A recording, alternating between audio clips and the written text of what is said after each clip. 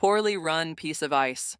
Trump targets Greenland again as Iran war deepens NATO rift. By Anik Bao, U.S. President Donald Trump appears to have set his eyes on Greenland again, while venting frustration at NATO, as the diplomatic fallout from Iran war exposes rifts in Washington's ties with the security alliance.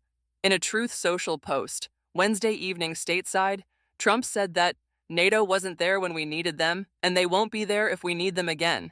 Remember Greenland, that big, poorly run piece of ice. The latest broadside comes after Trump announced a 2-week ceasefire after more than a month of fighting with Iran.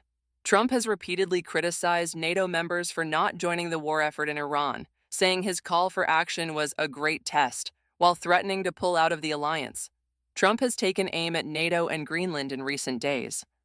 It all began with, "If you want to know the truth, Greenland," Trump told reporters at a White House press conference Monday. "We want Greenland. They don't want to give it to us."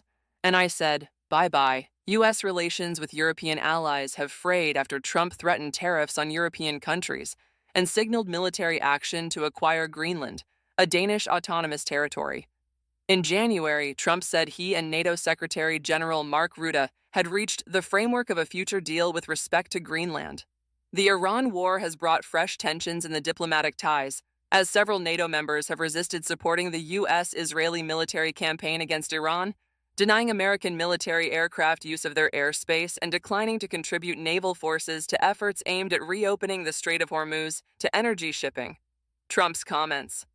Wednesday followed a meeting with Rutte at the White House earlier in the day, with spokeswoman Caroline Leavitt reportedly saying that NATO had turned their backs on the American people. Rutte acknowledged the friction in an interview with CNN following the meeting, saying that he is clearly disappointed with many NATO allies, and I can see his point. Last week, Trump called NATO a paper tiger and said he was absolutely considering to withdraw from the 32-member alliance, arguing that European members have relied on U.S. security guarantees while offering inadequate support when Washington needed them most. Trump can't attack the alliance forever without making it hollow, said Michael Feller, chief strategist at Geopolitical Strategy, as Iran was testing unity by offering Spain and Turkey waivers to get their oil via the Strait of Hormuz. Alongside Trump's remarks, the Pentagon timed leaks on new military activities in Greenland. Feller said, referring to a New York Times report earlier this month on the Pentagon looking for military expansion in Greenland. The U.S. was in talks with Denmark for access to 3 additional bases in Greenland, in what would be the first U.S. expansion there in decades, according to the report. This doesn't augur invasion, but is likely designed to intimidate, Feller said.